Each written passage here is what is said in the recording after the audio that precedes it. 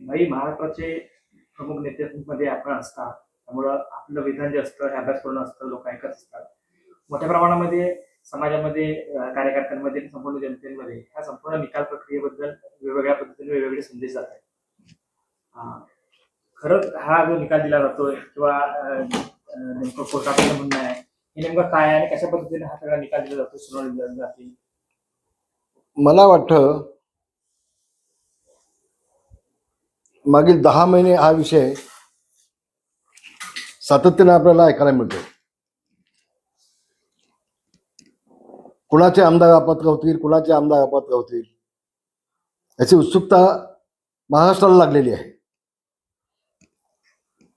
आदरणीय माननीय सर्वोच्च न्यायालयाने जो निष्कर्ष काढलाय किंवा सर्वोच्च न्यायालयाने जे आदेश दिलेत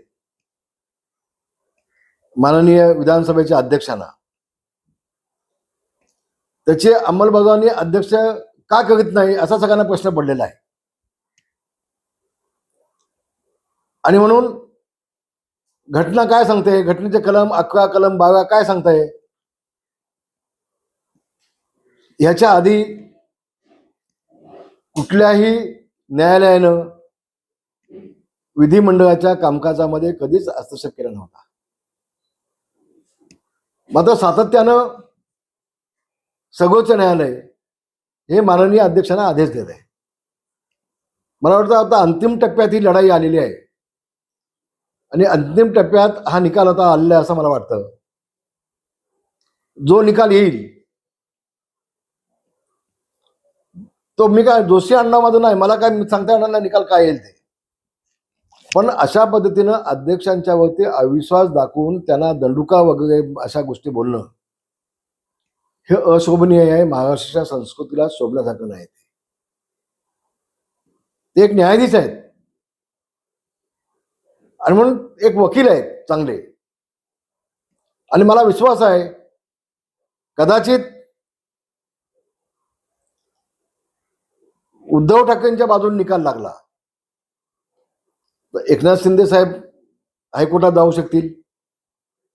हायकोर्टात जो निर्णय निवडणूक आयोगाने घेतला तोच निर्णय जर का अध्यक्षांनी घेतला तर उद्धव ठाकरेंचे 15 आमदार निश्चितपणे अपात्र होतील असं मला वाटतं. माझं वैयक्तिक मत आहे. तर बघू, आता घोडा मैदान लांब नाही, दूध का दूध पाणी का पाणी, बहुत जल्दी हो जाएगा, लवकरच होईल. अध्यक्षांना माझी पुन्हा विनंती असेल की एकदा खेळ संपून टाका, काय तो निकाल देऊन टाका.